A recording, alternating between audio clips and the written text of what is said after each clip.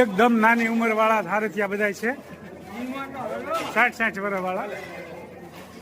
તમે જોવો તો એક જોવો તો એક ભૂલો એવા હારથિયા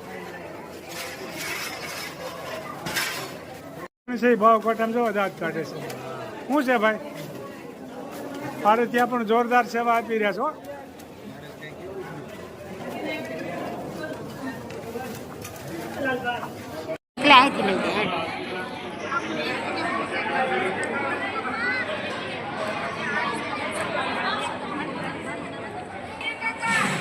સરસ મજાનું જમણવાર ચાલુ થઈ ગયું છે. ચાલો જમવા. મસ્ત મજાનું જમણવાર. હું ઈલાબેન હારું ને? જય સ્વામિનારાયણ.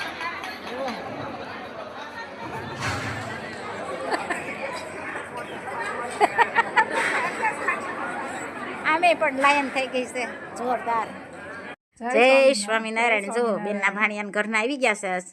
મારા બેન કે આવવાના? નાગપુર થી હવે બેન રોકાવાના છે. હજી રોકાવાના છે. સારું હરવી ગયું. જવાનું બધાય નાગપુર અહીંથી અમારી હવે જાવું છે આટો મારવા એમ ને? તઈ હું મહિનો કરી આવો ભક્તિને રજા પડે એટલે. જાવું જ છે હવે. 2 વર્ષ વાતો થાય છે. વાતો થાય આવે ત્યારે થાય હવે. હવે છોકરાઓને મેળ આવે તો થાય. જાહુ એટલે ખબર પડી જાય નાગપુર. હા જો અહીંયાના બેન છે, દેરાણી જેઠાણી છે. જય સ્વામિનારાયણ. આજે અમારા કુટુંબમાં લાડવા લઈને આવ્યા છે ભાણકીના. કેમ વૈશાલી? અમારા બધા સંબંધી થાય આડાહવડા. ભાણકી બેન જ કહેવાય ને અમારે તો. જો અહીંયા મારા બા ને અવની પણ બેસી ગયા. શું અવની સારું ને? નિશરા હોઈ ગઈ? નિશરા છે ને ફળિયામાં જ રેમા કરે આડાહવળી. પછી ત્યાં ફળિયામાં ન હોય ધાબે જ રમવા જવું પડે. હવે ખજૂર પાક બનાવવાનો છે. ખજૂર પાકનો મસાલો, ડ્રાયફ્રૂટ, ટોપરાનો ભૂકો અને ખજૂર. અને અહીંયા માવો શેકે. ખજૂર પાક ખાવા હાલો ભાઈ. ઠંડીનો ખજૂર પાક ને હળદિયા, કુખડી ને ઢેફલી. ખજૂર પાક કોણ કોણ બનાવો છે એ કોમેન્ટ કરજો ને કેવી રીતના બનાવો છે ઈ કોમેન્ટ. આ કેવી રીતનો અમારો બને છે ને તમે કેવી રીતના બનાવશો એ કોમેન્ટમાં જણાવજો અમારા ચેનલ બેનને.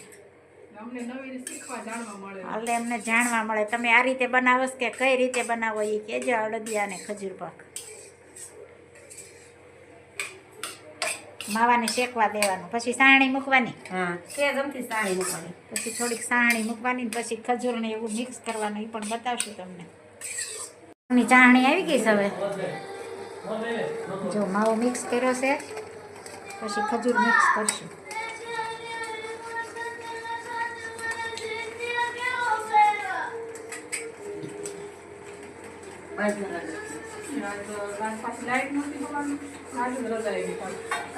રજા હોય તો છોકરાને એવું જ હોય ને. જુઓ એક બાજુ ચા બને છે મારી ભાભી માટે. કેમ છે? સારું છે ને?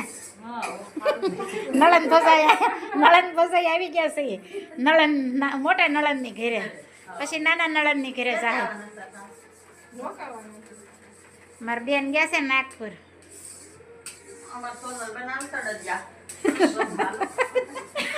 સોનલબેન ના બેન અડદિયા બનાવે. કેમ ભાઈ? ખીચાથી અડદિયા બનાવે સ્પેશિયલ.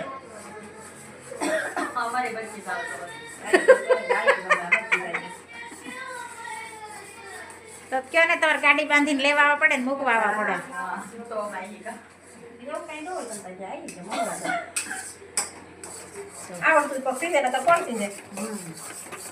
ખજૂરનો માવો સાણી નખાઈ ગયો છે.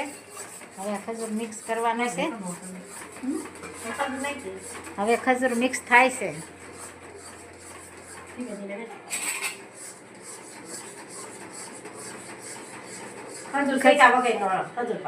ખજૂર શેકવાનો નહીં, આમાં શેકાઈ જાય. માવો શેકી નાખવાનો, પછી થોડીક સાણી લેવાની, ગળ પણ ખાવું હોય એ પ્રમાણે. અને પછી ખજૂર મિક્સ કરવાનો અને પછી ડ્રાયફ્રૂટ.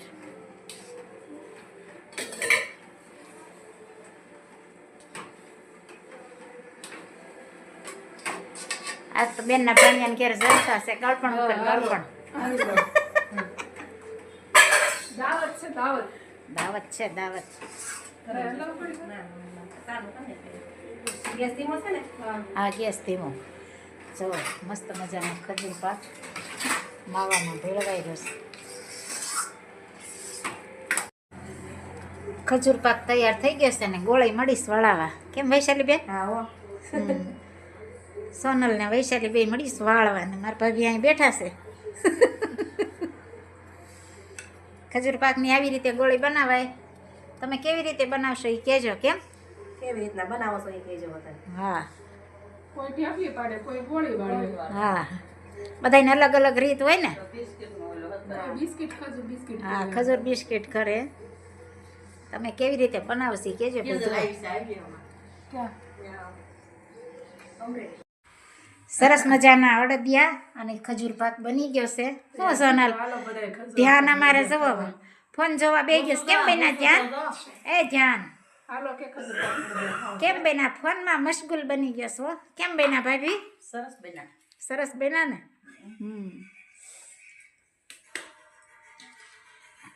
હાલો બધાય હવે અડદિયા ખાવા. હવે બની અડદિયા ને ગયા. ખજૂર પાક ખાવા અમારે ધ્યાન ને ધૈર્ય જો ફોનમાં મશગુલ બની ગયા છે. હમણાં ખાવામાં કાંઈ ભૂખ લાગી નથી.